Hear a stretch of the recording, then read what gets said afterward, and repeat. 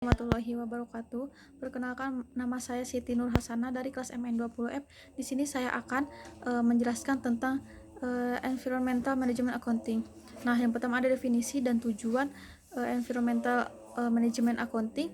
Menurut Arfan Ihsan 2018, identifikasi, pengukuran, dan alokasi biaya-biaya lingkungan hidup dan pengintegrasian biaya-biaya ke dalam pengambilan keputusan usaha serta mengkomunikasikan kepada para stakeholder perusahaan.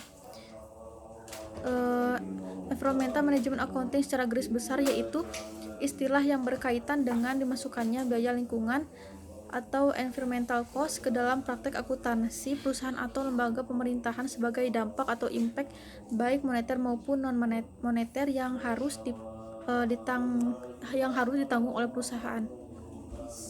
Adapun tujuan-tujuan environmental management accounting yaitu yang pertama, menghilangkan kesenjangan informasi karena tidak teridentifikasikannya biaya dan kerusakan lingkungan.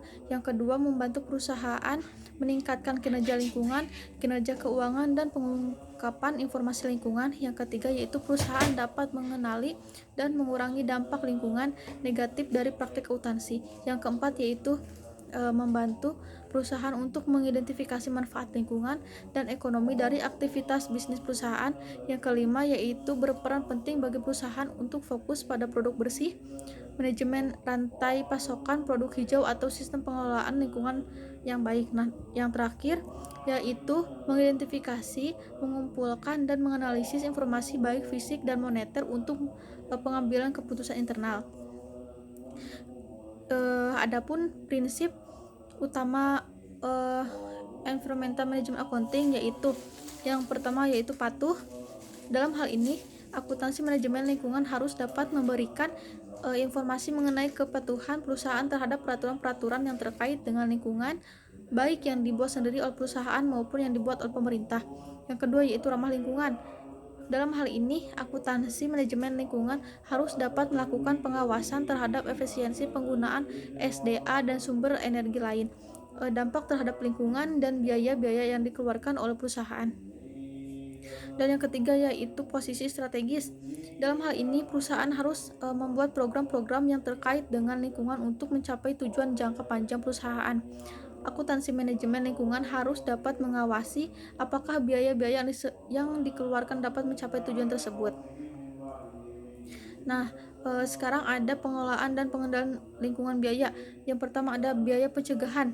Biaya yang dikeluarkan untuk mencegah kualitas yang buruk dari barang atau jasa. Contoh yang pertama yaitu biaya perancangan produk ramah lingkungan. Yang kedua, biaya seleksi dan evaluasi pemasok yang ramah lingkungan. Yang ketiga ada biaya sertifikat eksternal seperti ISO 14001. Terus yang selanjutnya ada biaya penilaian atau pemeriksaan. Biaya yang dipergunakan untuk memastikan serta mengidentifikasi kesalahan pada barang atau jasa agar sesuai dengan peraturan yang ada. Contohnya seperti biaya audit terhadap aktivitas lingkungan, biaya inspeksi terhadap proses maupun produksi yang dihasilkan, dan biaya pengembangan tolak ukur yang berkaitan. Nah, yang ketiga yang selanjutnya ada biaya kegagalan eksternal. Biaya yang muncul karena adanya kerusakan lingkungan akibat kegiatan perusahaan. Contohnya yaitu biaya pembersihan lingkungan yang tercemar dan biaya ganti rugi kepada para pihak ketiga karena kerusakan lingkungan yang disebabkan oleh perusahaan. Dan yang selanjutnya itu biaya kegagalan internal.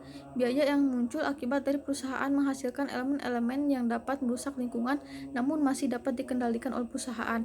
Contohnya seperti biaya pengelolaan limbah atau polusi yang tidak ramah lingkungan, biaya operasional dan pemeliharaan peralatan pengolahan limbah atau polusi lingkungan. Selanjutnya ada triple bottom line accounting. Gagasan triple bottom line pertama kali diperkenalkan oleh John Keystone pada tahun 1988. Triple bottom line accounting adalah sebuah konsep pengukuran kinerja suatu perusahaan yang menggunakan indikator keuangan maupun non-keuangan. Triple bottom line accounting yang pertama ada people. Pilar ini menekankan pentingnya praktik bisnis perusahaan yang memperhatikan tenaga kerja. Yang kedua yaitu ada planet. Pilar ini berkaitan dengan pengelolaan sumber daya yang dimiliki perusahaan dengan baik, terutama SDH. Dan yang terakhir ada profit. Pilar ini tidak hanya sekedar namun dapat mencari keuntungan saja biasa yang adil dan beretika. Mungkin hanya itu yang dapat saya sampaikan, kurang lebihnya mohon dimaafkan. Wassalamualaikum warahmatullahi wabarakatuh.